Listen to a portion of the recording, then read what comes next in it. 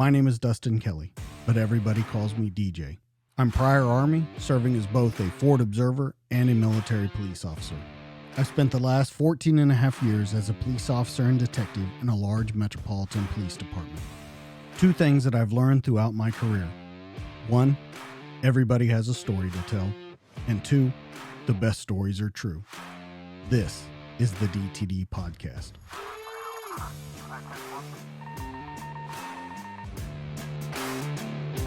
Hey guys, welcome back to the DTD Podcast. This week, after a little bit of trouble getting together and fixing the technical difficulties, we have a very special guest. He was an aviator. He bought a company, got rid of that company, bought another company, and then bought a hotel. It'll all come together as we tell the story, but it's an amazing one. In the studio tonight, Lieutenant Colonel retired Bryan Bean. Bryan, how are you? I'm doing well, DJ, and thanks for having me tonight. Yeah. So what was so interesting about your story, I think I hooked up with you on LinkedIn after you had shown some stuff about the whiskey company that you are really kind of going mass market with now. But then as I started looking into your past, I'm like, wow, this guy has gone down so many different paths that don't seem to kind of connect together, but they do. And it made me kind of start looking into you even more. And I see that you were a special operations aviation. You were a senior trainer at JRTC. You were a helicopter company commander. You worked in the Middle East, the Baltics, the Southcom areas of responsibility. You were all over the place. Got done with that career, went over, started another one, worked with a bunch of more countries, and then you kind of settled down and are living kind of the quiet life now, jumping back and forth between here and Ireland. So let's just talk about, one, what got you into this. Was your family military? What pushed you down this path into aviation? Yeah, well, I ask myself that question sometimes, but my family wasn't military. My dad did basic training, and that was about it. And my brother joined ROTC, and that kind of convinced me to do that during the Reagan buildup in the early 80s, and was looking for a job after college. Struggled with math in school, so that pushed me into a creative writing degree because my ROTC instructor said they'd still give me a commission with that. So I was very lucky then to have a mentor who was an Army aviator and joined the aviation branch when it first stood up. So I was in the second ever officer basic course that Army Aviation had at Fort Rucker, Alabama. So it was a fledgling branch at the time, and I got into it pretty early. From there, my first assignment at Fort Ord in the 7th Infantry Division was when they were being certified as a light division, trying to rival what the 82nd was doing at the time. So as a young guy, that was a pretty good experience, right? I was still mentored by a bunch of Vietnam vets. And we actually had a job. We were training for real world deployments, deployed to Panama, deployed to Hondo, when a lot of the Army wasn't doing that, right? A lot of the Army was sitting around training for JRTC or NTC or things like that. So kind of made me realize that I liked the Army. I wasn't bad at it. I liked leadership. I liked challenges. Certainly liked flying. So that's what pushed me into it. That's what started me in the career path. And when the Army went through various rifts at the time, those were the kind of factors that kept me in.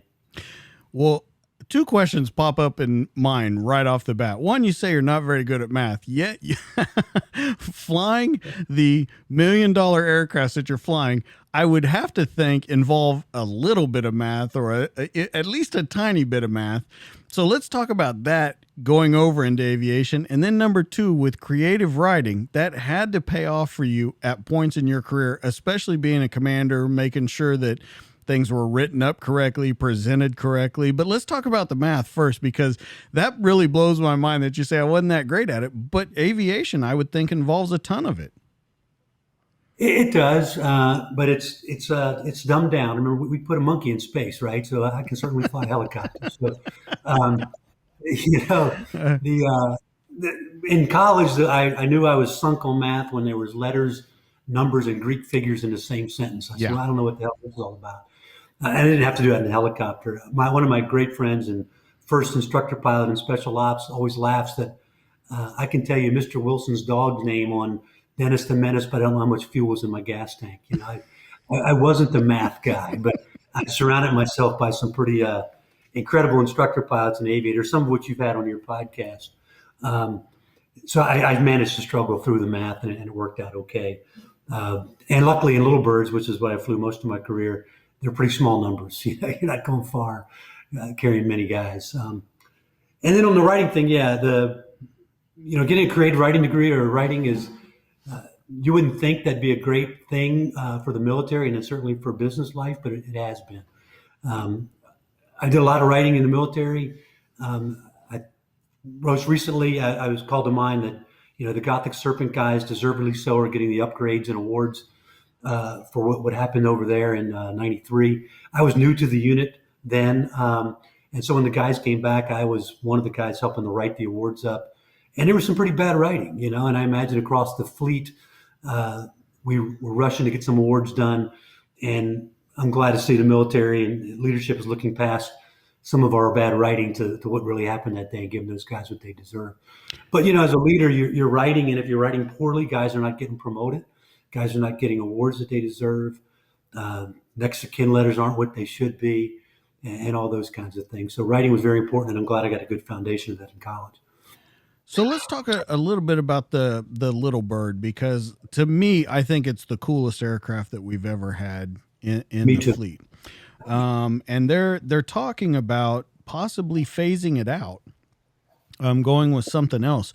But it seems to have been everywhere. And as you mentioned on the podcast before, we've talked to Gravy Coker and stuff like that, and he's a big AH guy, and he loves it. We've had a couple other guys that flew Chinooks and stuff, but I've always really enjoyed the Little Birds. I've never ridden on a Little Bird. I've ridden on Blackhawks, Lakotas, Chinooks, all that kind of stuff.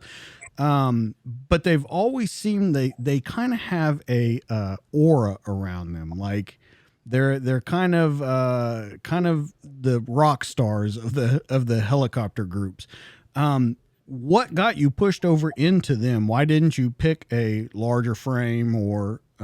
Yeah, and again, fortune favors the stupid sometimes, right? I was a Cobra and 58 guy in the conventional army, and when I tried out for the 160th, they weren't doing a lot of conversions of guys from aircraft, let's say, into the Black Hawk or the Chinook. So Little Birds was the natural path for me. I thought I'd be a gun guy, having been a Cobra attack company commander. It didn't work out that way, which was fine. Both have a niche mission, and is a spectacular community, very small community of guys. Very narrow mission set, but an important one that I think will be difficult to find a replacement aircraft for. The mission won't go away, but certainly finding the right aircraft that can do what only it can do is going to be a challenge, I think. I think so too, and I've seen that Army Aviation is kind of moving over to kind of mid-size aircraft. Like I said, like the Lakota, where you're carrying like a crew of 8 and stuff, but it just doesn't seem that it will have the insertion or extractions abilities that these Little Birds do. Being able to slip in, slip out, and then not only that, but like you were talking, there's 2 different kinds of Little Birds. Just the functionality of it is a big thing to put away that the military is possibly shelving. Yeah, and I think as sure Greg Coker and if they're being honest, the Chinook and Black Hawk guys would tell you it's a healthy, spirited competition, a rivalry among friends. Who's more important on the team, the wide receiver, the tight end, Right. that kind of argument. But it's a niche mission, and you wouldn't take a Little Bird to put 11 guys in somewhere or to the top of a mountain. We could barely carry a verbal threat to the top of most mountains. But again, back to Somalia, and certainly a lot since then. When there's a wounded guy in an intersection that he needs to be taken out, there's only one aircraft that's going to do that, and that's right now the Little Bird. Again, they've got to find something else that can do it. It takes a special way of flying it. I think it's the most seat of the pants aircraft in the inventory, and it's really designed for the urban environment more than anything else. And I think no matter what threat we face, and again, I'm not in any way speaking for the department or the unit or anything. I've been away for a long time, but at the end of the day, people live in population centers, and we're going to be in urban environments. and rooftops are messy and intersections are messy. And you're going to have very skilled aviators flying specifically designed aircraft to take just a few exceptionally skilled shooters to that spot, to the X. And I don't think that's going away anytime soon. And I'm sure they'll figure it out and they'll find the right technology. But, we've only evolved since Vietnam. We haven't, there hasn't been a revolution in flight since the Huey. So I don't know what they're going to do. I don't think it's going away fast. That's for sure. Well, the interesting part about your career to me was that you, of course, started Big Army, but you were an attack pilot in Big Army, a company commander. Then you changed over into the 160th. I want to talk to you about the differences between Big Army Air and this small, very elite unit of air. Well, yeah, it's everything it's advertised to be, and it's kind of the Marvel comic books thing: to whom much is given, much is expected. The 160th, the thing that makes the 160th the 160th, is the soft truth that humans are more important than hardware, and they get to select their humans. There's an assessment process. You have to apply. You have to volunteer. We pick the best of the best. That's not to say that there aren't great guys who never serve in the 160th. There are. Their career paths might not give them the opportunity. They may not want to, but we don't take any slackers in, and that's the difference. Guys in the regular Army are getting direct assignments, and you make the best out of it. And we have great Army leaders that do that. So you start with 100% volunteers, the best of the best, about a year of training to get into the unit proper, through the Green Platoon selection process and the training and all the environmentals. And then, I had a couple classes ahead of me at the time, a W4, who'd been on the Army Precision Helicopter team. And now he's a Little Bird guy, and he's one of 15 new guys, and he's running the fridge fund, and because it takes time, not as a hazing thing, but it's, we're only going to let the best guys across platforms, only the best guys get to interface with the most elite special ops warriors that we have. The best guys get to do the planning. Only the best guys get to do the stick wiggling, and you get trained and you evolve to be one of those guys. And while you're doing that, you're deploying, and you're back when I was in, mostly the 90s, early 2000s, pre GWAT. You were preparing for missions, and once or twice a year you would deploy, and maybe you would do a mission, maybe you wouldn't. And at the time, the regular Army wasn't doing much, right? I mean, there really wasn't much going on. So it was a daily crucible. It was a band of brothers thing every day, and you were deploying and living with guys. And it's only done that more. I don't think the GWAT diluted that. The regular Army caught up quite a bit, so that you had that camaraderie in units for years and years and years. But in the 160th, it's embedded. I was fortunate to go to two good friends, retired on the same day, and between them they had over 60 years of military experience in two guys, and that was Little Bird pilots, right? So as a crew, they had 60 years of flying in the front seat of a Little Bird. There's Chinook companies in the regular Army that don't have that much experience. So when you have that kind of bond, and you're together all the time, and you're a platoon leader in the unit, and then a company commander in the unit, then the ops officer of the unit, it can't not be everything that people think it is. A very spirited unit with great esprit. And then the last thing I tell you that separates us from everyone else, to include most of our partner nations, is the bond that the 160th has with the guys that the 160th supports. That can't be matched anywhere else. If you're a Black Hawk Company commander in 101st, there's 3 infantry brigades you're supporting, and you do great. Those guys are wonderful. They do their job, but you don't get to know the guys like we got to know the guys. I guarantee if you called General Miller up, if he's not too busy standing down Afghanistan, he could name every Little Bird guy that was with him in Somalia, 25 years later, and that's because they served together for 25 more years. That's what makes it different, makes it special. As we'll talk about, I'm sure I'm still active in the charity parts of the Nightstalker Foundation. I was fortunate to go to a motorcycle ride they do every year. And so those bonds continue, active duty. They've got a great outreach to the alumni, bringing up the new guys. So it's just a first-class outfit that I'm honored to have been allowed to serve in for as long as I was. Well, I think it's interesting that you talk about that, about being next to each other, that esprit, that that camaraderie between you. But at one point in your career, they moved you from Army units to where you were a SEAL team liaison officer. And so, yes, you're still in that world, but you're talking about a completely different kind of one soldier, one operator.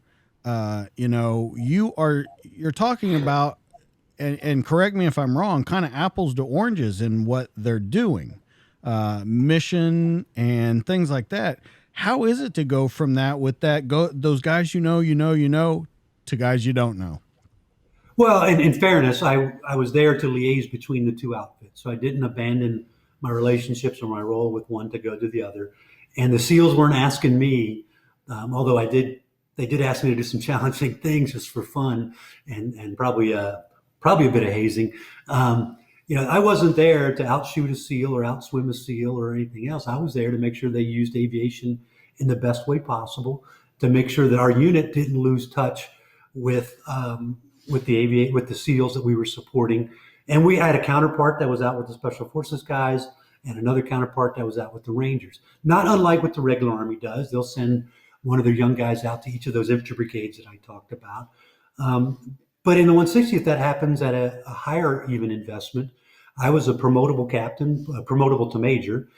When the unit gave me up. I'm a one of a few guys of that rank at the time, and the unit says we need you to go work with the SEALs to make sure that we support them the way we're supposed to. And oh, by the way, you'll have a warrant officer working with you as well. So committing two guys to that cause to make sure that we were this band of brothers is a heck of a commitment. It's what makes us different, right? And at the time, my counterpart, Tim Szymanski, was the N3. He's the deputy commander of SOCOM now. So again, that's where these relationships begin that long ago, and they last. And that's why that unit, no matter what happens, will be able to go work together the way they do. And it was the best 2 years, 18 months I ever had in the Army. So, to be honest, it was No great. kidding. Oh yeah, it was great. They like any good outfit would do, whether it's a military unit or a corporation. You treat your guests better than your family, and I was welcomed in there. I don't know that I ever bought a beer in Virginia Beach, that kind of thing. They really took care of me. It was rewarding. We taught each other stuff, and we formed lifelong friendships. It was just a great opportunity to have some independence and initiative as a young officer. That's really crazy to hear that you would say that was the best times, just because I don't know if you hear a lot of people say that when they're kind of, because you would say you're kind of out of your element doing that, right? I mean, you're a pilot. Yeah, yeah, yes and no. Commissioned officers in the Army, you're going to fly and then you're going to not fly. Right. So if I'm going to not fly, I could be ordering new boots for the unit as the S4. I could be doing more writing as the S1. I guess there's worse jobs, is what you're saying. Yeah, I could go hang out at a SEAL compound and shoot whenever I want, lift weights whenever I want, There you go. whenever I want, and do all that. So it was kind of a throw me in the briar patch kind of assignment for sure. And there's been a long line of guys before and after me who've held that job, and it's all of them would tell you it's one of the best jobs they've had. Let's talk about your military career. And when you're in a job like that, there's lots of deployments, there's lots of flight time, being away from the family, kind of being in your own world. And a lot of guys that I've talked to say that a problem that they had is that they always wanted to be back. They were always thinking about it. They wanted to be next to their brother. They always wanted to be in the middle of the fight. Did you see that happening with you during your career? Yeah, absolutely. With myself and the guys I was responsible for leading. Again, back in the 90s, we had episodic deployments, not constant deployments like they have now. And it was a fight. When you knew there was a mission going down, we call it mission fishing. Everybody would come in. I want to be on that op. I want to be on that, and I want to deploy. Um, and then you come home. I'm so burned out. Oh, wait a minute. There's another mission going out, or there's another training thing going out. And you did that. You did it. If I'm in hindsight, you did it for the right reasons. You did it for the bonding with your friends that you mentioned. You did it for your own ego a little bit. You did it to be better. All those things are in there. Some of those aren't the right reasons, and it puts a heck of a demand on families. It certainly did on mine. Some folks handle it better than others, and you never know how it's going to be. And guys, I don't know anybody that really ever walks away. You got to be taken away from it and told to go into timeout for a little bit and refit yourself. And it's great to see the Army across the board, the services across the board. And I think SOCOM has led the way on taking care of people's mental health, making that not a black eye to say, I need to take one rotation off. I need a decompression stop on the way out of theater. I need to see the shrink. That's all good. I saw the toll back then, and we didn't do on a single one of those missions that we would deploy for 10 days what the guys are doing right now. They're twice a night. So I can empathize to a certain extent, but I can certainly extrapolate what they're going through. Well, and let's go into that a little bit. When you talk about that mental health back in your time frame and what's going on now, it was kind of frowned upon, right? To say, man, I need a break. I need to take a breath. I need to take care of family. It was to a certain point that was kind of a putting your flag up guy where they noticed you and not in the way you want them, not in the way you wanted them to notice you. So how do you find that guys dealt with it then? And then if you know anybody now, how do they deal with it now? What's the difference? And because you said yourself that you think the Army's doing a way better job, but what was it maybe how they did it and how they do it now that was kind of that breaking point between the two? Yeah, well, that's a great question, DJ. And I would tell you, when I was in, I had great leaders who would pull guys like myself aside, and then I would adopt their technique. I'll give you a quick anecdote. One of my bosses asked me one day who the Chief of Staff of the Army was. At the time, I could name him. And he said, well, who had his job before him? I didn't know. And he goes, so what you're saying is if you make it to the top of your career, one generation removed, nobody will know who you are. If that's the case, why are you missing your son's birthday party? I tragically told that to a guy who was on a deployment and was asking to go home early because his son had to go into emergency surgery. And when I found out that the kid knew his son had this surgery, this medical issue, I said, why are you even on this deployment? And it was just what you said. I can't not be on the deployment, right? People frown on me. And he didn't get it. And tragically, he didn't get home in time. And his son passed. And that was the Army. We had raised people to think that way. And I had a leader who told me when I asked to have some time to refit for my family, he goes, I don't believe in that. I should wear you to a nub and you should bounce back the next day. So we had that dichotomy of leaders back when I was in, and it worked out differently for different people. In the early GWAT era, about 2007 or so, when guys were really starting to come home with PTSD, we're back-to-back deployments. There was finally time for back-to-back deployments. I had a guy working for me in my company who had been a 160th leader, whose son was serving in the 160th, who had a mental health issue. And I said, go out, talk to the unit commander, and let's see what's going on. And the unit said, well, he's the first guy who's ever had a problem. And of course, my buddy, who had been a deputy commander of the unit, said, he's the first guy you know who's had a problem. Now, what are we going to do about it? And we did. The unit, not because of that, several incidents like that, the unit, the Army, all started to wake up and say, this is a pandemic within the military. It is really it's an issue. We've got to remove the stigmatism. They started pushing psychologists and psychiatrists and family support elements into formal programs down to lower levels. They started to notice things. Leaders are forcing people to stay home. I think it's great. I really do think they're doing a great job. They're doing the leader, prior to Department of the Army Select Command, you go through a board. Your subordinates weigh in on you now that, this is a toxic leader. This is the guy who, told the guy having surgery to stay in the field, So all those things come home to roost now. I think as an institution, the military is getting rid of those guys. And I can't imagine. When I told a 3-star admiral that I was retiring and not taking command because I needed to go take care of my family. And we were on a plane, and he got up and gave me a hug and said, "Bryan, too many guys realize that too late."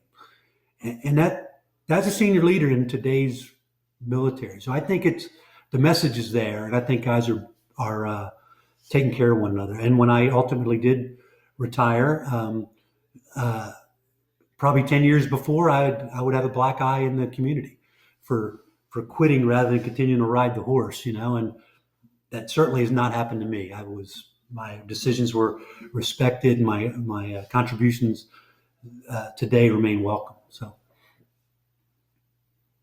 So here's two things that come to mind when you talk about that. and I'm glad that you brought that up, because I wanted to talk to you about that it specifically says in there that you stepped away from command to take care of family. So the first part of the question is, what was it, if you don't mind talking about it, that you knew, like, man, I'm messing this family thing up, or I'm not doing the right thing, or, this isn't worth it, or whatever it was. What was it that kind of got you thinking? Because you're looking at full bird status. I mean, there's no limit once you hit there. There's really no limit to stopping you. But at that moment, when everything's right in front of you, you go, nope, not worth it. I'm going to go over in this direction. Yeah, well, and again, not with false humility. You're right. I mean, I was on a good career path. I was selected for a good battalion command, but who knows what's going to happen, right? Right. I had friends who took battalion command and didn't survive battalion command. I have others who are now pinning on 3 and 4 stars. So yeah, but certainly I loved my career, and I didn't want to step away because of the work or anything else. Without too much details, my wife was struggling with some of her own issues. I wasn't the perfect husband. I was gone a lot. At that time, I noticed it was manifesting itself negatively on my kids. My 2 younger boys at the time were in elementary and middle school. My oldest son was going off to college, and when I talked to him about it, and I'll never forget it. I'm probably going to get a little bit emotional here, but he said, he goes, "Dad, I've never begrudged the day you were gone because I knew what you were doing, and I was raised around some of the finest men in the world." He goes, but my brothers need you right now. They don't need you off in Iraq or on deployments. They need you home. And then it became easy. Then it's, I told then the deputy commander, SOCOM, General Bryan, I said, I made a oath to the Army, but a vow to my family. I know what I got to do. And he said, "Bryan, we got your back. We'll do whatever it takes." So that was the decision, and I know others who have faced that decision, and it worked out, and their family stayed together, and life was good. And I know others still who stayed in the Army and left a marriage and kids on the rocks. And there's what's the Russian thing say? All happy families are the same, but all unhappy families are uniquely different. So I don't know. I don't know. You never know how it's going to turn out. I know what I had to do. I did it. I have absolutely zero regrets. I miss, when I see my friends, when I go to memorial services, especially, Catholic guilt kicks in. It's not like the Army to leave while we're in contact, and we've been in contact for 20 years now. But it's it still doesn't sit well with me. But I know I did the right thing, and I think a lot of guys, I know friends of mine who have now made those choices at '06, at '05, at CW4 or 5. Sergeant majors. I think it's good. And I think when they share those experiences, all which are unique and all personal, I think that's healthy for the enterprise, healthy for the military as a profession, that you get only the right guys in there who can give 100%. The worst thing I could have done was give less than 100% to a bunch of soldiers I was entrusted to lead. So what do you think the difference was? Because you're talking to your oldest, and he tells you, "I never begrudged a day, but right now, my brothers need you." What was the difference? Yeah, I wasn't there to make up the difference, right? So again, I don't want to put it all on my ex-wife, but because for 15 of the 20 years we were in the Army together, she was a fantastic military wife, and it's a tough job, right? Absolutely. It's an incredibly tough job, and I only went to the toughest places to make it even tougher. And she did great, but then she had her own issues and struggles, and we had grown up. All those cliches, which are happen to also be real, where I couldn't step away and know that the kids were being put off to school correctly. that that I could just helicopter, no pun intended, that I could just fly back in 2 weeks out of every month and make the house right again. I couldn't do it anymore. It's just I couldn't deliver that message. The kids were at an age where they needed a more full time presence from their dad. Um, Regardless of what my wife was doing, they needed it from me, and I was going to be taking command. Back then, they were still changing command in theater. I was going to be taking command in Iraq. Um, so it was not an easy decision. It was the right decision. And the guy who would have taken command instead of me did a great job, and we remain friends today. So, Ever not regrets? Do you regret maybe not doing it sooner? no, I don't. Okay. I probably, yeah. I just answered it every way I could, right? That's okay. People can take what they feel from it. You learn. One of the places you learn the most, I think, is at people's retirement ceremonies. You get people speak wisdom at their retirement ceremonies. And I heard a guy once say that some famous general, they asked him what he would do different in his life. And he goes, I don't know what I'd do different, but I would do two things the same. I'd marry the same woman, I'd join the United States Army. And I say that now. I would. I mean, if I hadn't have married my wife, I wouldn't have three wonderful sons and now two wonderful grandchildren. I wouldn't have life experiences that made me who I am.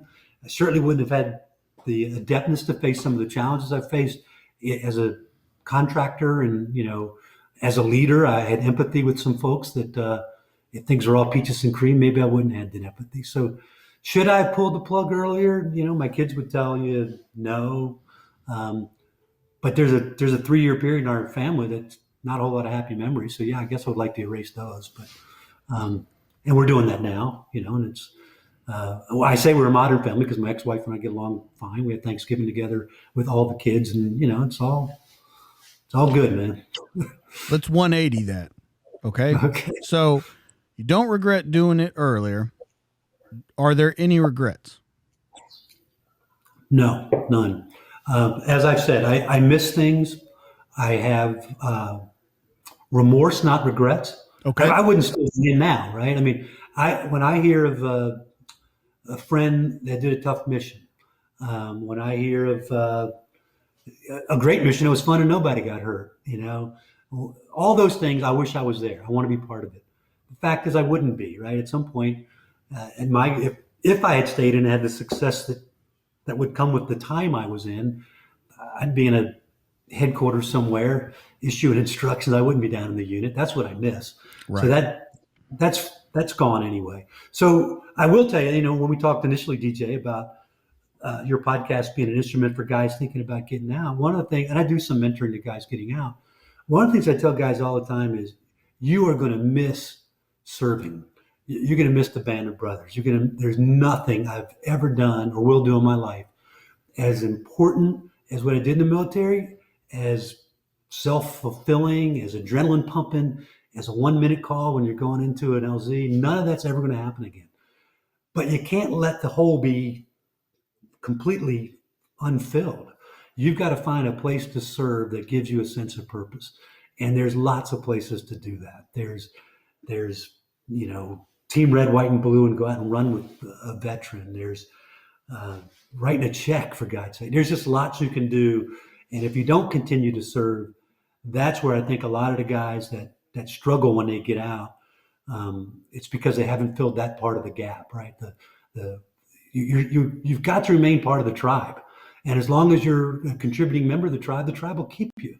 The old Indians, they were arrow makers, right? They couldn't go hunt the buffalo, but they could go back and make an arrow. Well, go make an arrow, do that for the tribe. And life will continue. It'll be good. And there'll be no regrets. Last question to your career. As you're stepping away from it, you're realizing what's in front of you. With everything that you've done now, so this is going to be another 2-part question. With everything that you've done now, did you have that vision as you're stepping away? And number 2, now that you look back, could you have ever had that vision if the answer is no? Yes, you could have had the vision. I think I've been around a bunch of my contemporaries who started their own businesses, who are doing some amazing things. And I think they had that vision. I think they had the vision late in their career, um, and they're putting it to work. And I'm very proud of them. I'm happy for them. That wasn't me. I didn't know what I was going to do when I retired. Um, my boss at the time, who became my partner in Special Applications Group, um, and I'd worked for him twice and worked with him a lot. He was the ops officer of the task force in Somalia, Dave Lawrence. And Dave said, "Hey, let's start a business." I'm like, "Well, what will we do?" He goes, "I don't know, but let's not work for anybody else. Let's think of some things we could do." And this is '04, so law enforcement was beginning to get trained up in special ops tactics, and we had a relationship with the FBI. We had a relationship with LAPD. There's a bunch of things that were, yeah, maybe we could do that, but I didn't. I had no idea how to do it. I didn't know what it would mean. Um, a good friend of mine, a SEAL, was moving to Utah, so I threw my motorcycle in his Diddy move. So he could get extra weight. So I think the statute of limitations is gone on that. Um, I and don't think anybody cares. so once I moved to Utah, I rode the Harley back from Utah to Tampa to clear my head and figure out what I was going to do. And I made it to Deadwood, South Dakota, and called the one guy I had a job offer from and said, I can't do it. I think I want to strike out on my own. And he was a Air Force Special Tactics guy who started his own business. And he said, "Hey man, when you get back in town, come by and see me and I'll show you how to do it," which was pretty awesome. And I'm turning down a job offer from him. Then I called my now or then partner and said, "Let's do it. Let's go all in." He said, "Okay, how soon can you be back in Tampa? I got a meeting for us in DC with uh, the brand new DHS." So I hauled ass back faster than I wanted to do my exploration trip and started the company. So there's no way I could have known I would be able to do all this. Didn't I knew it was possible. I knew that being in the military and in the tribe, and specifically the special ops tribe, had opened doors and relationships, but I didn't know what those doors would lead to. And I'm shocked every day what it did. Now we move into the next part. 2004, we set the scene. You start this company, Tampa, Florida, with your buddy. It's a values-based service disabled veteran owned small business. I don't know that it's really that small anymore, because after over 16 years, you grew to 150 plus employees. You have operations in the United States. You have 10 partner nations, including Europe, the Middle East, North Africa. You work with DOD, FBI, partner nations. Like, it's not a small company by any stretch of the imagination. So I guess the question to me is, you leave the military, all of this stuff's going on, then you go to this company that you start, and it's just as fast paced. You're making, in a different way, Bryan. I mean that in a different way, but it's just as fast paced. Do you ever worry like, oh shit, I stepped in it again? Or are you, nah, I know how to navigate this minefield? No, I was never scared. Certainly all the skills I needed, my partner and I needed to build a company from 2 guys to 160 guys. I joke, everything I needed to learn about running a business, I learned in the officer basic course. Soldiers eat first, as long as you got a raincoat, your private's not wet, all those kind of things. If you bring that mindset, be the kind of company we wanted to engage with when we were in the military. And then it was just hard work, it's figure this shit out quick or starve. It was a lot of work. It was late nights. It was, falling asleep with a laptop, and a lot of trips, a lot of pitches and trips that went nowhere, a lot of mistakes. Um, but over time and chances, very steep learning curve. But timing's everything, right? And once again, the blind squirrel found the acorn. We started in 2004. The SDVOSB, Service Disabled Veteran and Small Business, set aside, only became public law in 2003. So it was a new thing. Department of Defense was struggling to get SDVSBs on contract. It's very difficult for them at the time. When most of your budget's building airplanes, you're not going to hire a two-man shop. What do we do, right? We empty trash cans and shred papers, but that's not what we were about. So that timing was good. People were looking to partner with us. Um, it was GWAT was just starting. What were we, a year into the invasion of Iraq at that point, maybe 18 months into it. DHS was struggling. Within chaos, there's opportunity. And in that chaos, I used to say, we got fat off of a lot of crumbs. A lot of big businesses would call us and say, this is perfect for you guys. It's too small for us to go after. And it'd be 5 guys doing a pretty complex task or a 9-month study that was going to lead to nothing. You were going to work your way out of a job. Well, for 9 months, we get a paycheck and then we'll figure it out. So yeah, I wasn't scared. It was a hard learning curve. It was a lot of work. I did it in front of my kids who were watching that and watching the success and watching joy and company logos coming home that they could wear the shirt and they could be part of something that they weren't when I was in the military. And oh, by the way, I started coaching football and all that kind of stuff that I couldn't have done before. So and that's what I meant by scared, Bryan. Not necessarily scared of the work, scared that you would get back into it and the family would go to the wayside again. But you just answered that your sons are a part of it, that you're coaching football, that you're taking part in everything that you needed to. But there was a lot of late nights involved with it. So that's got to feel pretty good to you that you step away from a high stress job to another high stress job, but you've learned how to deal with all of that stuff and still take care of that mission that you said you wanted to. Yeah, absolutely, DJ. And absolutely couldn't have done that without my partner, Dave.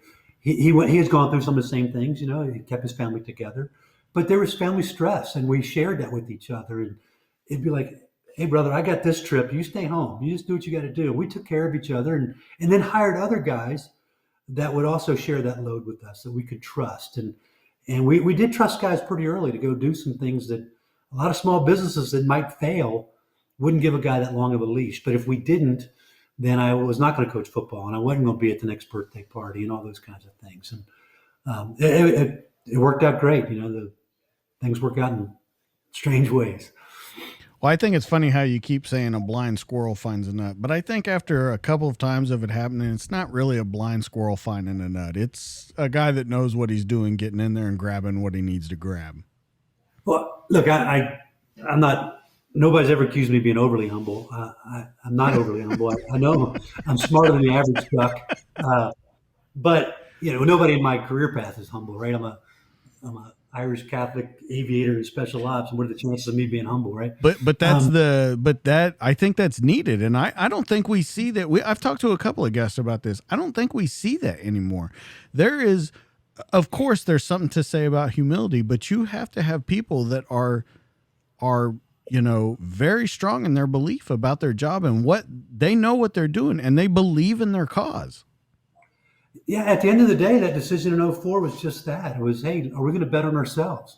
And we did, and it worked. And so why, I say this and all as a way of patting myself on the back. The only thing I've ever tried to do and seriously tried to accomplish and did not accomplish was my marriage. It didn't, and it was a 20-year marriage. I guess by today's standards, that's a hugely successful marriage.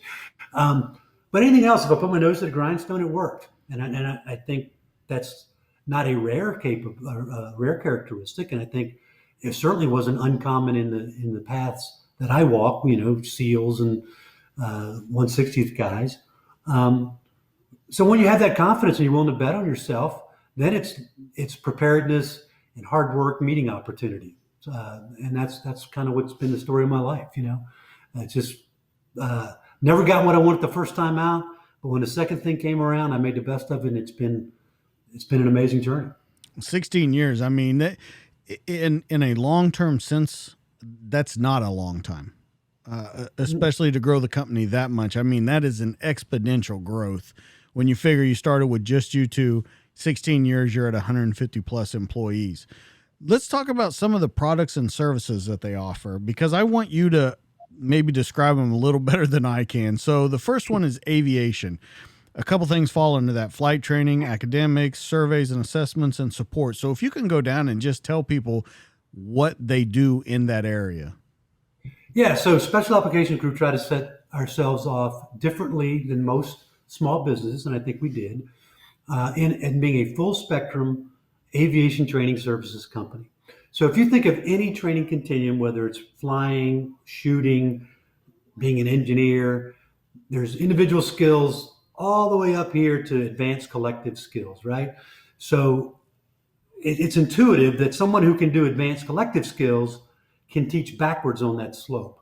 But somebody who can only teach individual skills may not be able to teach collective skills. So that was kind of our premise. So we began doing individual training for advanced skills. So not basic flight training. So a guy comes out of Fort Rucker, that was not our target set. But he ends up at one point a brand new FBI agent who's been flying for a while. And he's now learning to fly UH-60 Mike models. Well, we can teach him how to do fast rope in a more deliberate way, because that's what 160th guys do.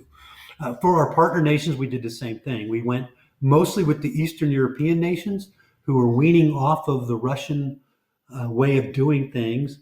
We did that entire spectrum of training. They're already aviators. They're switching to a Western aircraft. And now we're teaching them, we would call advanced special tactics. In some cases, they were, no kidding, really special ops tactics. But in most cases, you're bringing a former Warsaw Pact country up to 1995, 101st capabilities, right? So we taught night vision goggles. We taught formation night vision goggles. We taught gunnery. We taught air assault planning. We taught reconnaissance, all that collective training stuff. And surrounding that package, again, a human's more important than hardware. It's not Lance Armstrong. It's not about the bike. It's not about the helicopter. It's training that guy how to do tactical risk assessment, training that leader how to do military decision-making process stuff. So we had that full suite of training, how to take a unit and institutionalize a leader development program. So we would write those programs for guys, get them all checked out through the U.S. government so that we could disclose them and share them. And then ultimately we would want the U.S. government alongside of us while we taught it, helping them have a relationship with this partner nation at the 1 or 2 guy level, as opposed to sending a whole unit over there to do the training. So that really began the flight training. Then from there, we grew that within the FBI, and then we grew it with the National Guard. The National Guard contracts out most of their institutional flight training that does what Pensacola does for the Navy, what Fort Rucker does for the Army. And we won that contract a couple of years ago. So we provide maintenance instructors, aviation life support instructors, instructor pilots, sim instructors for them as well. So, and then from that, we teamed with Department of State, doing partner nation building in South and Central America as they train people in counter narcotics. We fly alongside our Peruvian and Panamanian partners and teach them to become autonomous. And at some point, we work our way out of a job and we'll go into the next country. So that's the full spec. We'll go in, and we've gone in and done assessments to say back to the U.S. government: do not go fly on these helicopters. You don't want to fly Kenyan Hueys. That's probably not a good. It's probably not to work out well. And we know because we just went there and looked. So it's so funny. I work with a guy from Kenya, so I'll have to tell him. I'm gonna get in trouble with Kenya right now. No. Okay. So when you say that, though, when you say work yourself out of a job, you've said that a couple different times. But it seems like working yourself out of a job almost works you into another one, because that street, I guess you call it that street cred that people are saying, no, these guys know what they're doing. Move it over into this country. Move it into this country. Have you found that that's probably the best way, is just not necessarily you guys, but word of mouth of people that have worked with you before, moving you through these different areas of operation? Absolutely, DJ. That's a great point. You got to do the job with integrity. That's what I said we wanted to do up front. We've left money on the table in every one of our projects where we said, you don't need this. You're not ready for it. You don't want it, whatever. Just don't do it. Or here's what we think you ought to do. And then that has always come back to us. So you work your way out of one job, but because you did it with integrity, they give you the next job. But more to your point, they tell their friends and they tell their friends, and they realize you're not there for a jobs program. You're not there. Unfortunately, a lot of what I think the U.S. government does with our partner nation is we sell them a product and we give them what someone once called an economic millstone. I pick on the Kenyans, but why'd we give the Kenyans outdated Hueys without a maintenance program to support? It doesn't take a genius to figure out that in But a month. wouldn't you say that the military does that to itself? Look Absolutely. at the difference between the Army and the Marine Corps. When the Army's Absolutely. done with all their shit, they give it to the Marines and let them use it. Or we go design a new Black Hawk and have two different engines on it for a common aircraft across. Well, we can't get the same uniform, DJ, right? Right. Everybody's in need for perfect camouflage pattern, so we now got a supply chain issue in theater. So we do it to ourselves. But as a business, SAG did a great job of leaving capabilities when we left. And that's the issue. You're not delivering a product, you're delivering a capability. And if you do that, we gave the Croatians their first night vision goggle the qualifications, and they'd only flown Russian goggles, which I looked through once and went, holy crap, we could have beat these guys any night, because none of their stuff works. But the guy who was in charge of that from the Croatians is now the chief of staff of the Croatian Air Force, and went back and saw him for some other training. And he told his entire staff, he goes, make no mistake, the only people who've ever sold us the capability that we're still using are these guys. And he pointed at my instructor pilots. So when you have that kind of reputation, work will find you, and it has. Now, it's not work that, again, a Lockheed Martin or a Raytheon or Boeing wants. It's four guys for a year. Now that's decimal dust to them on their revenue stream. But we provide a service, we make good money, and get to hire a lot of great night stalkers and conventional aviators to go out and work in a good environment. You would agree products fail, capabilities don't. Humans are more important than hardware. It's all there is to it. Yeah, it's If you can troubleshoot the product, it's going to last longer. You take a great Army aviator and put him in a Robinson helicopter, he'll get something done with that. The most basic tourist helicopter. But you take the Mac Daddy 1/60th Chinook and put a novice aviator in there and ask them to get to the top of that mountain and tell me how well that works out. Yeah. It just doesn't. It's never going to work, right? Or don't bring the sustainment arm for it. That's what started special ops aviation, right? Confusing enthusiasm and capability and not investing in the right things. Operational staff support. We've talked about the training a lot. Training readiness management system. Do you want to speak about any of that stuff, or is that pretty much boilerplate? And it's kind of boilerplate, but I think we do it slightly different, And again, I'm marketing a little bit here for a company I no longer own. The original tagline of SAG was, actionable solutions, meaning, you want to hire a guy, we'll get you the right guy. We'll hire the guy you want, the way you want, because we're a small business. I don't got to go through 16 HR hurdles for you to hire the one-arm paper hanger that you want. We'll get him, no big deal. But also, we've taken on some big challenges at times.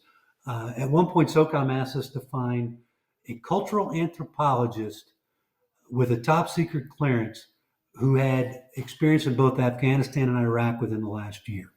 I'm sure there's a ton of those. We found both of them and had a bidding war to who we would hire, and we did it in I want to say 3 weeks, and the guy left his academic job and moved down to Tampa. So being able to do those kinds of staff hiring built the reputation. And then, like everybody else, there's some great companies out there. We all bid on the same work. Unfortunately, the government turns that into the lowest bidder war on the back of a bunch of great veterans who just want to continue to serve as contractors. But that's part of the job. TRMS is something different. It's a training readiness management system. We had the fortune to work with a visionary guy at the FBI hostage rescue team who has since retired. And he said, I don't know what this Army medal, mission essential task list thing is, but I think I need something like that. Can you guys do that? We said, yeah, sure we can. So we went and wrote a medal for the hostage rescue team um, that then we could objectively record who's done what training. Are they current? Are they proficient? Why not? What the HRT shares a sniper range with Quantico, with the Marines. They use TRMS and its reporting to lobby Congress for a dedicated sniper range. If you don't measure it, how do you prove it? So TRMS helps them do that. The other thing that this HRT does, which is not at all classified, but the FBI has 56 field offices, fiefdoms across America, and they have agents who are part-time SWAT guys. By day, they're investigating white-collar crimes, and in a hostage situation or a crisis situation, they put on their SWAT gear. So this standardized all 56 of those field offices and tracked it and reported it up to a central location, much like the military would do, right? So you couldn't say, oh, heck, all hell broke loose in Oklahoma City. What do we do?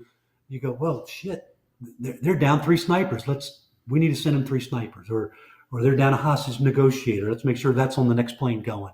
So it really did help them out quite a bit.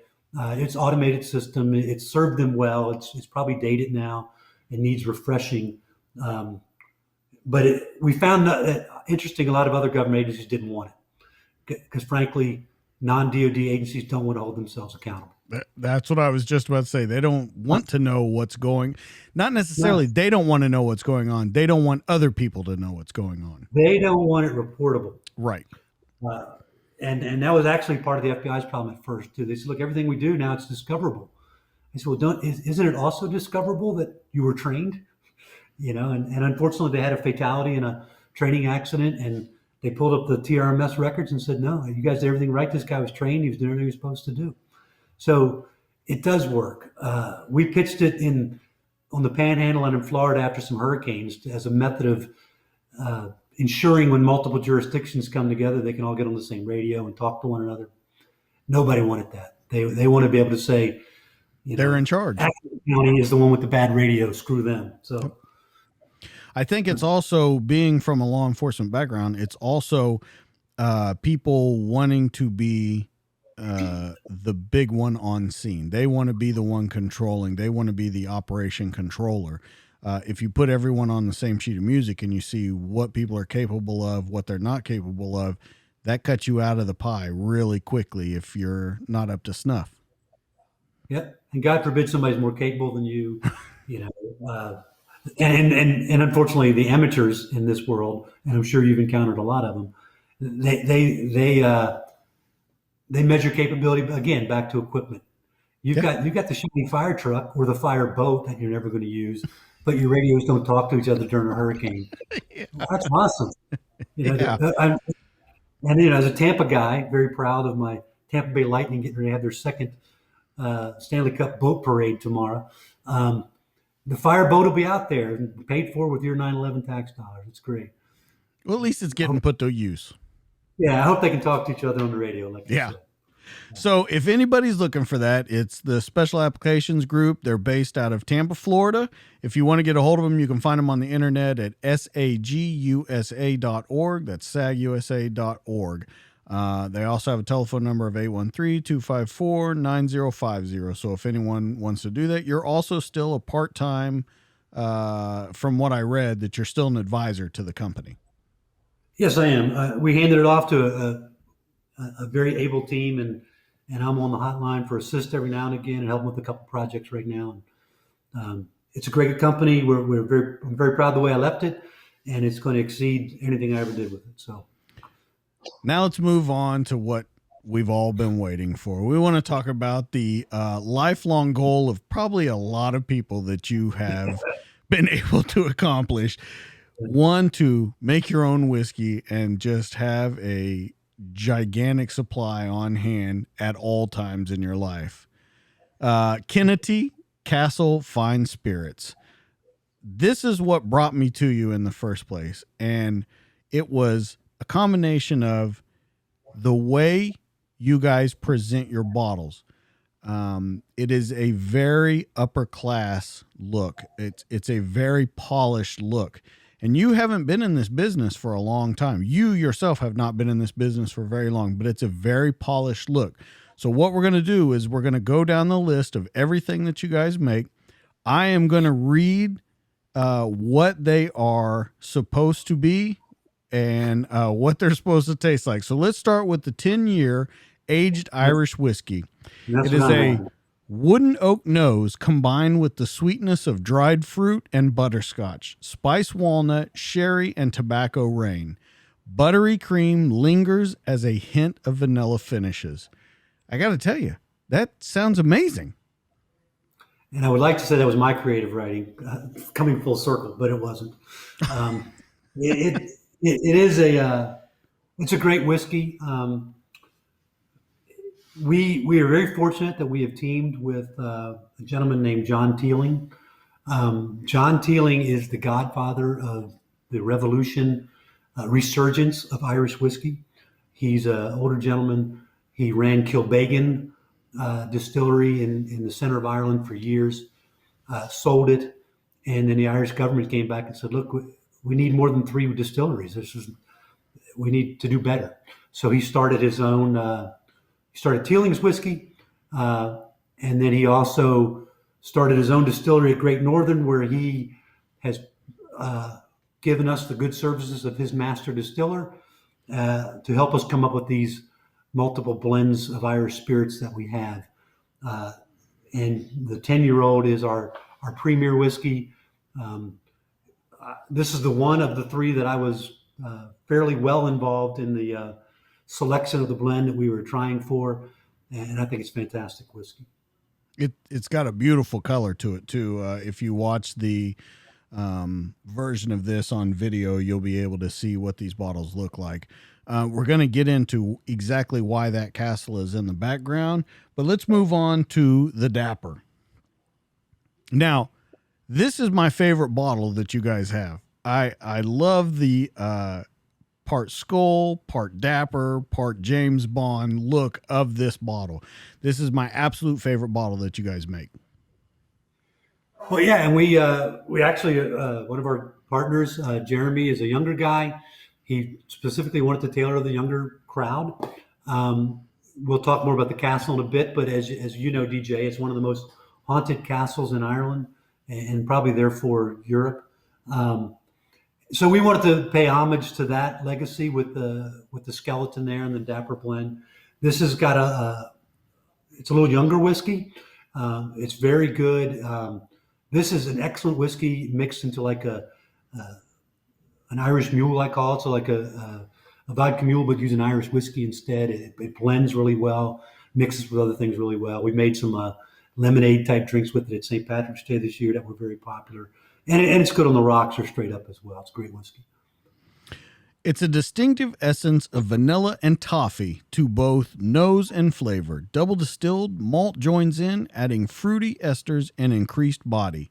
Triple distilled malt, fully matured in a Chablis wine cask, completes the collaboration, offering mineral overtones and a distinctive finish whiskey. So this one, what I've noticed with all of yours is you're not looking for that. A lot of people like whiskey because you know you're drinking whiskey. You know what I mean? It's got that burn. You know that it's going. Your whiskeys, and I have a bottle of Dapper on the way here, seem to be more mellow. Is there a reason that you guys chose to go more mellow? Yeah, I think we wanted to distinguish ourselves in the premier blends of Irish whiskey, and Irish whiskeys are almost exclusively blended. The Scotch there are single malt Irish whiskeys, but that's more of a Scotch thing than an Irish whiskey thing. Certainly, a big trend now in lots more bourbons, Kentucky whiskey if you're purist, but bourbons as well being that stronger taste, which I enjoy myself as well. We want it to blend. We want it to be smooth. The blends on these, the 10-year-old, the 7-year-old, that age is in an Irish blended whiskey. That's the age of the youngest whiskey in there. So that's a pretty good price point and a pretty good taste for a 10-year-old or a 7-year-old whiskey. That's why we went for that. Again, we did specifically target the millennials. The um, Irish whiskeys are the fastest growing spirits in the world right now. 1,000% increase since 2005. Uh, Something like 15% in the States. So it's growing in the States. Now, part of that, again, I'm gonna prove that I'm not good with math. Part of that's because you're going statistically from a place where there were only really three whiskeys, and now there's a lot more. So some of that's cause, some of it's effect. But we wanted to be in that premier to super premium area, and I think with these two, we're straddling both ends of that. And so far, so good as far as the reception goes. To come into that premium blend, though, that's a hard thing to do because those premium blends have been around. They have history. People know what they like. If you look at like I work with a guy that ordered a bottle of something. I'm not going to say what it is because we're not here to promote them. But in order to buy this bottle, in the liquor store that he goes to, he had to take his receipt, write his phone number and his name on it, put it in there. And if they draw it, then he has the ability to buy this bottle. But he only has 48 hours. And if he doesn't respond to their phone call in 48 hours, they put it back to someone else.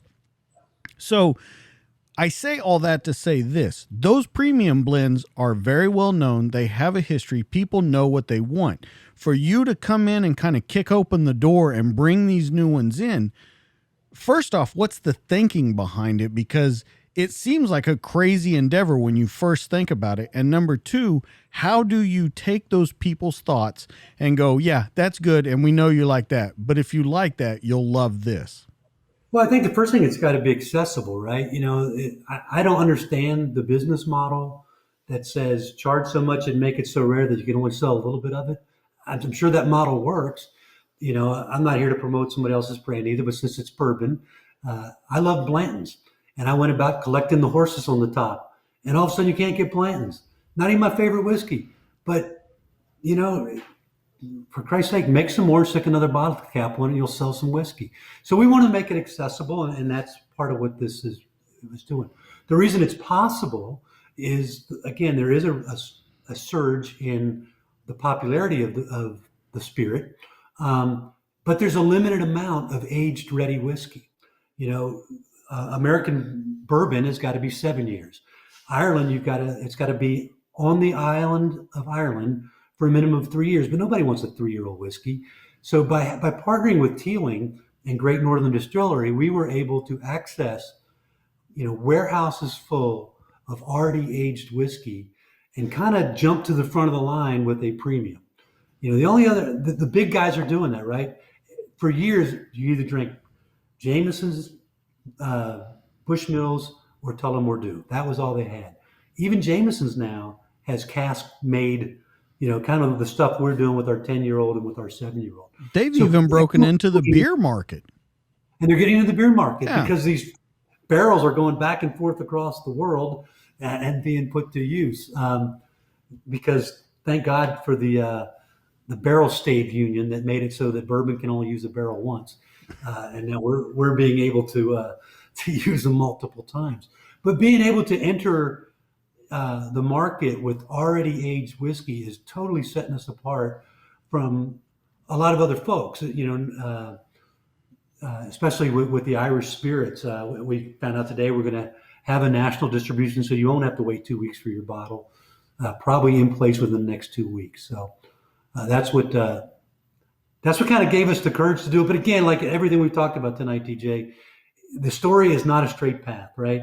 We're gonna come back to it, but it began with the castle. It didn't begin with, hey, I want to be in the whiskey business. I mean, that was a natural outcome of my life to move up on the supply chain to booze.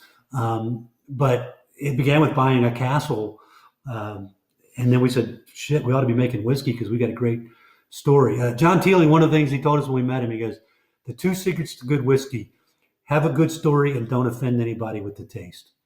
So I think we got a great story with the castle and the ghost and all that. And I think we're not in danger of offending anybody with the taste.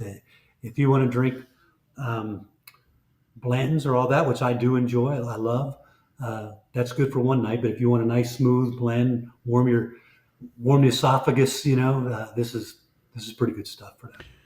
Let's talk about a couple of other of your things. The cider cask finish, originally aged in American oak casks, that housed Irish apple cider, double distilled malt, originally aged in an ex-bourbon barrel, then introduced to a cider cask, allowed to mature for 6 more months, has the notes of lemongrass, apple, freshly roasted malt, flavors of wood and tarred apple, culminating in a light, crisp, and dry finish. This one's best enjoyed over ice. So this one almost to me, if you can say, seems like a summer whiskey. Yeah, I think so. I think that's part of the Tampa in us coming out. A little something a little lighter. We definitely wanted to, as we'll talk about with the gin, we wanted to tie back into some of the botanical green aspect of Ireland and the citrusy part of and summer feeling of Florida. I think we wanted to capture some of that, and I think we have. I'm not sure this whiskey's for everyone, and that's what's good about having 3 blends that can be paired differently with different food, different times, different cigars. We're doing some cigar pairings here pretty soon. So I'm looking forward to seeing how this one is received. In our initial batch, it was not available. It is available now. Now that you brought up the gin, let's talk about it real quick. It's the Bloom Botanical, wildly delicious, refreshing, perfect in a cocktail or with a simple splash of tonic. Now, what we need to talk about gin. Gin to me is a very underrated alcohol. It's not used by a lot of people. It has great taste and it's great in cocktails, but not a lot of people use it. There's not a lot of tonic water fans and things like that you would normally do. So when we talk about going back to Ireland and doing the botanicals and things like that, when you think about Ireland, you don't think about gin, or at least I don't think about gin. No, What gave you yeah, guys this idea to go, you know what? I mean, you know, I'm completely with you. The last thing I thought of in Ireland was gin. Gin is traditionally a British drink, uh, not a popular group of people in the part of Ireland I, where the castle is. yeah, Um, you know, but believe it or not, one of the things we do at the castle is we do these massive Irish weddings, and the most popular thing at every Irish wedding now is a gin cart where they're coming around making specifically gin cocktails. I don't know why it became so popular. I don't care for gin on a personal level. Bad experiences with it, I guess. Um, but I see people, they love it, and the botanical aspect. We literally go out into the garden uh, on the grounds of the castle and harvest a bunch of these botanicals and send them off to Tealing's, and they get infused. Gin can be done quicker, so that there's a advantage to producing gin versus your darker spirits. I'm probably the world's worst brand ambassador for Kinnitty Castle gin, not because it's Kinnitty Castle, but because it's gin. I'm not a big gin guy, but it's different. It's got that fruit infusion in it. Try it. That's all I can say. There's no way I'm ever going to drink it and like it just because who I am. But it's weird. I'm totally going to take a right turn here. The thing I thought we'd be making before we made gin was vodka. Vodka's potato based. What's Ireland famous for? Potatoes. absolutely. Nobody's making Irish vodka. We're talking about doing that now. I don't know if we'll do it or not. That's probably other than whiskey, that's probably my favorite is vodka. So and to add on top of that, I don't like grain vodka. I like potato vodka. You can do a nice potato vodka with some infusions like the buffalo grass stuff that the Polish guys drink. We're looking into that. I'm soft selling the gin, and I don't mean to. That's a terrible business thing Well, to do. But I think that you're um, showing all the different possibilities, and with the vodka, I think that turnaround time is going to be like non-existent. I mean, it's going to be a quick turnaround. you can make it in a prison bathroom, right? I think. Well, So, I don't know if that's the way you should sell your vodka coming out. I don't know if you should market it that way. I think it'll be a little more classy. But yeah, it'll be I better know than what you're that. saying. Vodka, well, they say when you make vodka, vodka is vodka is vodka. It's all in what they do by the distilling of it, what they add to it, and things like that. But to make the vodka and turn it around, it's pretty much the same no matter where you go. Right. So, not to soft sell these, I want to push them a little more. The 10-year age Irish whiskey, $55.99 a bottle. Yep. The cider cast finish is $49.99 a bottle. The Dapper Blend is $42.99 a bottle. I don't have a price on the gin. I looked around. And I'm not prepared to tell you what that is, but I will shoot that to you. You can post it. I'll add that in there. So if you guys want these in the United States, you can order them. You can also get them in Ireland. And then there is one place in Florida that you can get them. And we'll talk about that a little bit in a minute. But if you want to order them online here, it's Kinnitty Castle Spirits. That's KINNITTY CASTLE Spirits, SPIRITS.com. KinnityCastleSpirits.com. You can go on there. You can order any of these blends. And what you're saying is about 2 weeks right now, but I think with this new implementation, it'll be a lot faster. Yeah, we're getting ready to have, we're changing our distribution plan. We're going to have global distribution. We have several states and Ireland now and the UK, but those are kind of federated. We're going with a more consolidated plan. Several bars up in the New England area are carrying it now, and we'll be in any state that you can buy it in now online. We should be in bars and liquor stores in those states soon. And if not, ask your bartender, bar manager to start carrying it, and they can get it pretty easily at their wholesale price, and you can buy it by the glass. So let's talk about the origins. Kinnitty Castle. Now, the way it's described as a place where mythology is shrouded, a place where paganism and Christianity meet.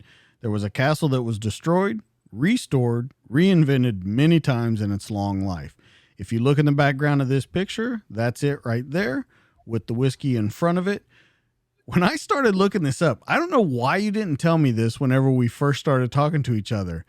This place has, one, a humongous history, and number two, it's like one of the most haunted castles in the whole world. Like everybody that haunts or does those paranormal shows has gone here.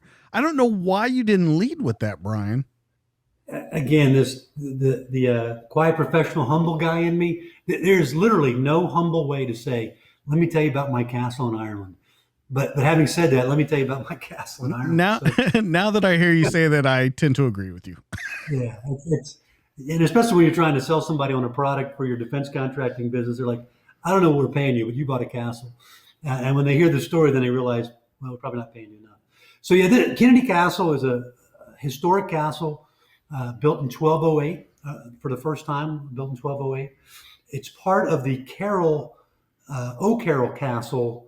Ireland was the most castellated country in Europe. You know, the British went over there and they had to build castles and fortifications in order to control the country. The O'Carroll family is a fascinating history because they were Catholic and they at some point were run out of the country and they essentially settled Maryland. One of the Carrolls founded the Jesuit, it was the first Jesuit bishop in America, founded Georgetown University. The other one signed the Declaration of Independence and gave away his farmland in Maryland, which became Washington, D.C., and they sing about that in Hamilton now. So this was originally an O'Carroll estate. We sit in the middle of the Slieve Bloom Mountains. If you closed your eyes and put your finger in the middle of Ireland, you would probably hit the castle. It is dead center of the teddy bear of Ireland.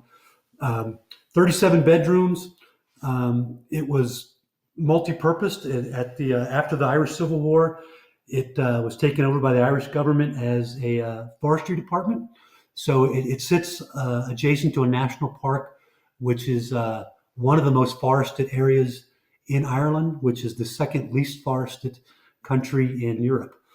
So it's actually in a very pretty wooded section of Ireland. Again, 37 bedrooms, a 200-person capacity wedding hall, 3 bars, 4-star restaurant.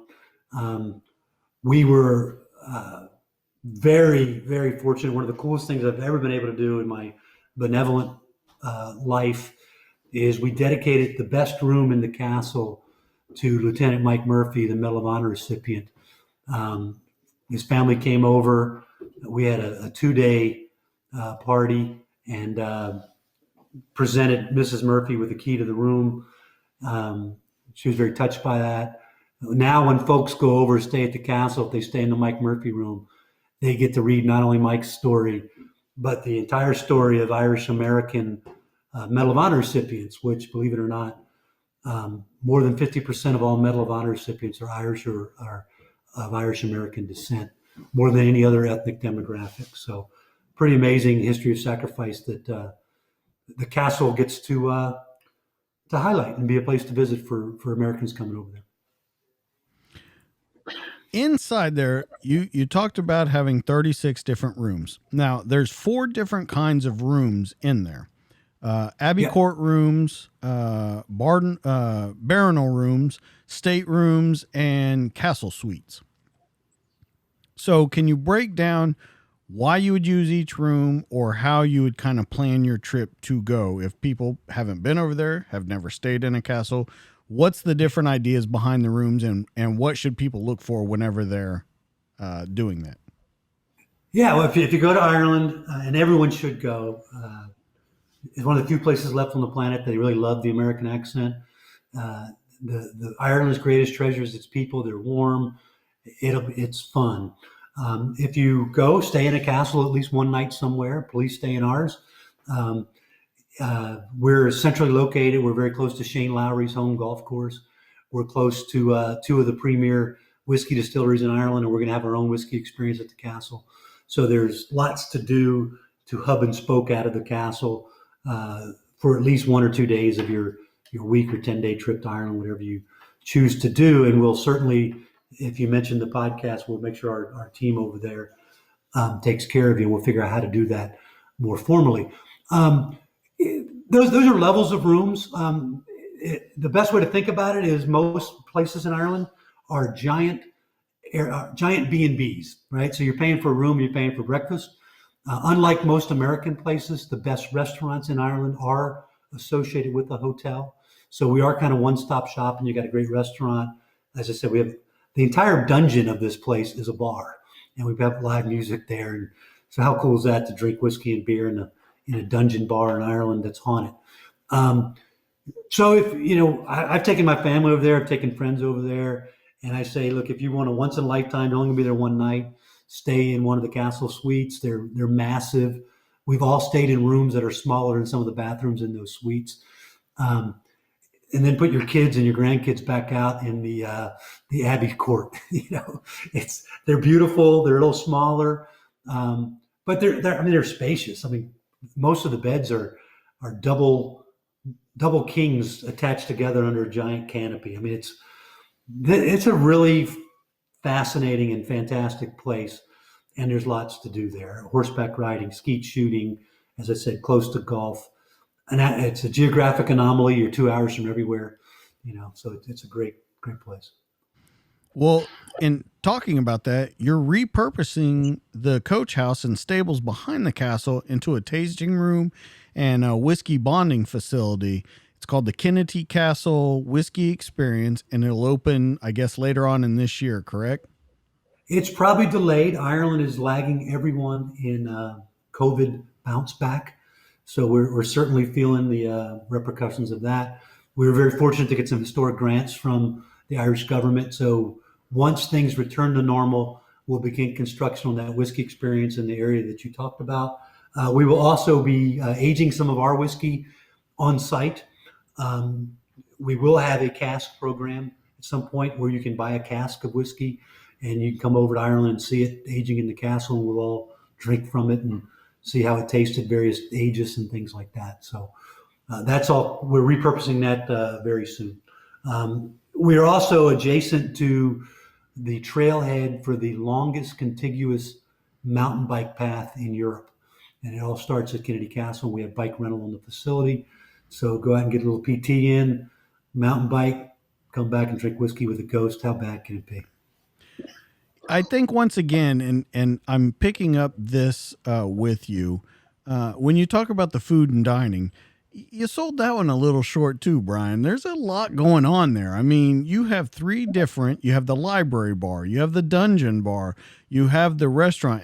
And forgive me, I'm gonna have you call it what it is because I cannot pronounce it. So The restaurant, the Slee Dala, okay, I just wanted to make sure. I didn't want to say it wrong. you So know that, which means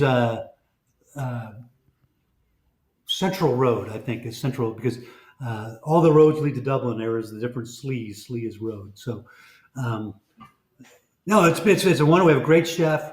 We've won awards every year for the restaurant there. Um, of course, I think we have a wonderful menu. Ireland is it's a surprise. It's a very great food destination. If you go anywhere in Ireland, I mean, the seafood is fantastic. The fresh game. Uh, there are more cows and sheep in Ireland than there are people, so you're getting good fresh lamb and steaks that will just melt in your mouth. And so we do that very well. But the beauty of the castle, with only 37 rooms, smaller population staying there, you can order off the menu. You can say, "Hey, can you do this for me?" And our staff will do it.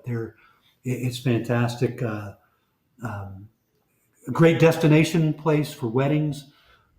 Great destination place for family reunions. If you're out there looking for, a lot of people come there for they're doing genealogy research, and you're bringing over a bunch of folks, from the states. You don't want to go overwhelm the cousins you never met out in Tipperary. So stay at the castle and then drive down there to meet them. Those kinds of things. It, I couldn't be happier. Again, that's a whole nother podcast, a whole nother story about how some Army lieutenant colonel ends up owning a castle in Ireland. But like most good Irish stories, it begins and ends in a bar with a bunch of whiskey. So. well, just if people want to look into it or to book a stay, it's going to be Kinnitty Castle Hotel, just like we said, Kinnitty Castle on the first one, .com. So KinnityCastleHotel.com. It's 90 minutes from Dublin, Limerick, and Galway, and it's 2 hours from Cork. So, like, right in the center. Everything that you want to do is there. They have bike rentals. They are starting the whiskey tasting experience. There's 3 different restaurants and bars inside. There's forestry. There's just nature that you can take in there and walk around and just see the different types of rooms and experience the haunted castle feeling, because I'm sure it's fed on to a lot. Yeah. The last part that I want to talk to you about, people don't know, but you're also involved with a bar in Florida. And so you guys have something coming up for it, and I want to talk about it.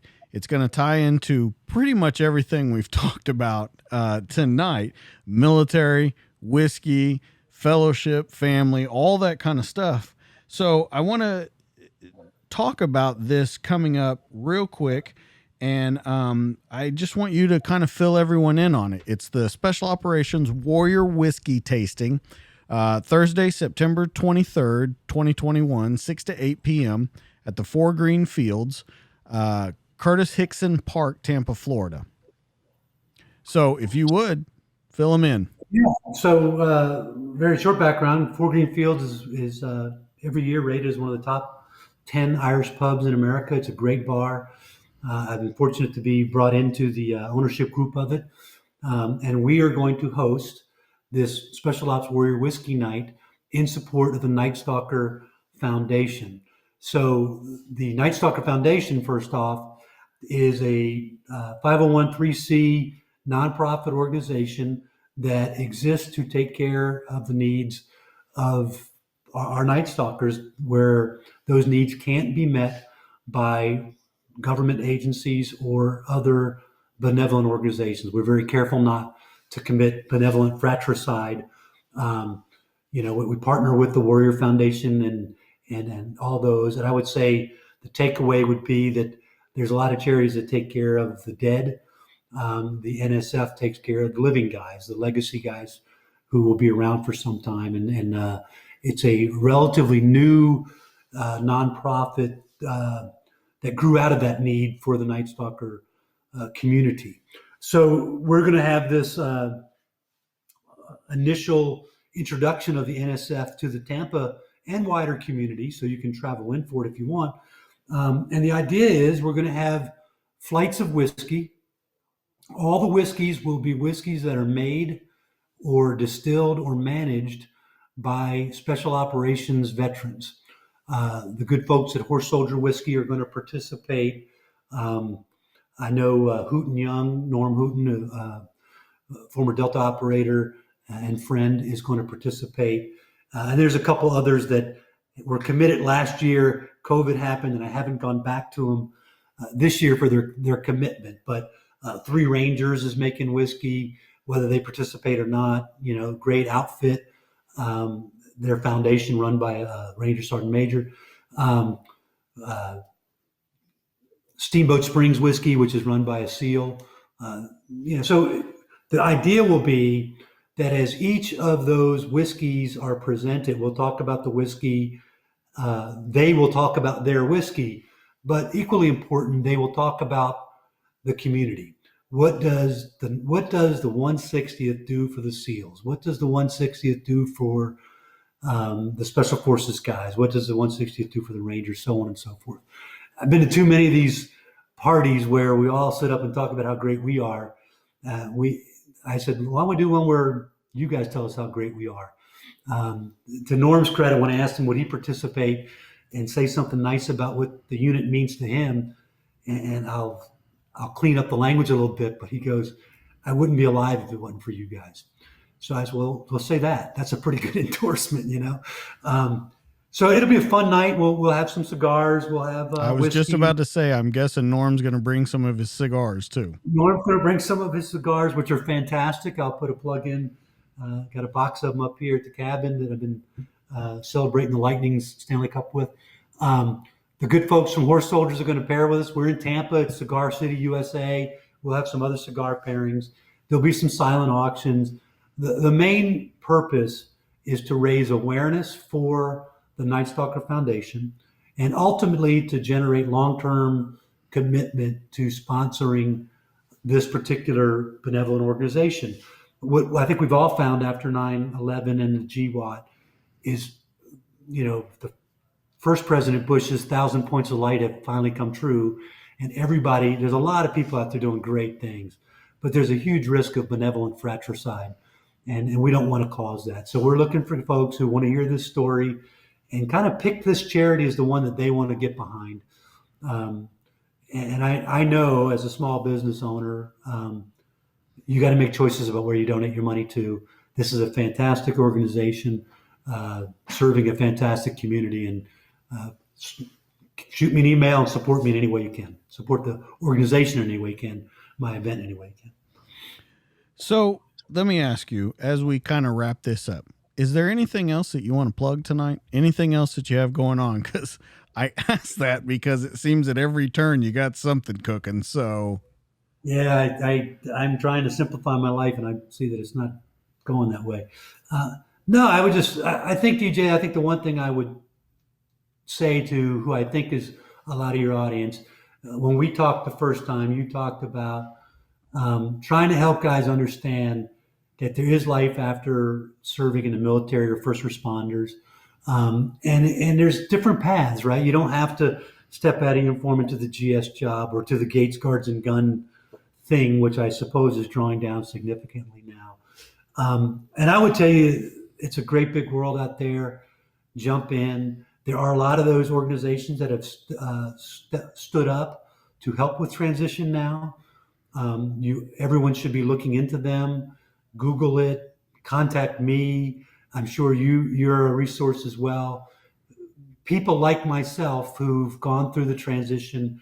I had 160 people when I left the company, but I've hired, 200-300 people, I guess, in my day. I know what it takes to transition, and nothing would make me happier than to help guys in that endeavor. And I'm one of thousands of retirees who want to do that. So if you're thinking about transitioning, you don't know what you're going to do, you're struggling, you're looking for a sense of purpose, a sense of self, a sense of tribe, you're not alone. Reach out through services like DJ provides, and you're still part of the community. We want to help. And you do us a great honor when you ask for help. And I just hope people will do that. Well, talking about a great honor, Bryan, it was so fantastic to meet you. It was such an honor for everything that you've done, everything that you're still doing. Guys, if you want to find more of Bryan, and you absolutely should, let's go back over the websites, a couple of them. You're going to get Kinnitty Castle Hotel. That's Kinnitty, spelled Kinnitty, castlehotel.com. And then if you want the alcohol, Kinnitty Castle Spirits, Kinnitty, castlespirits.com. You can also take part in the whiskey tasting that's going on at the fundraiser down in Florida. Hopefully soon there'll be cigars that are involved with you guys, and some more alcohol, possibly a potato vodka. Bryan, thanks for everything you've done. Thanks for so much for being on here. If you want to find him, I gave you all the links. We'll put them down in the show notes. If you want more of me, you can catch me on Twitter at DoublespeakDJ. You can catch me on Facebook at the DTD Podcast, and you can catch me on YouTube at the DTD Podcast. Remember, you come here every week because the best stories are true, and we give them to you. That's Bryan. I'm DJ. This has been the show. We'll catch you on the next one, guys. We'll see you later.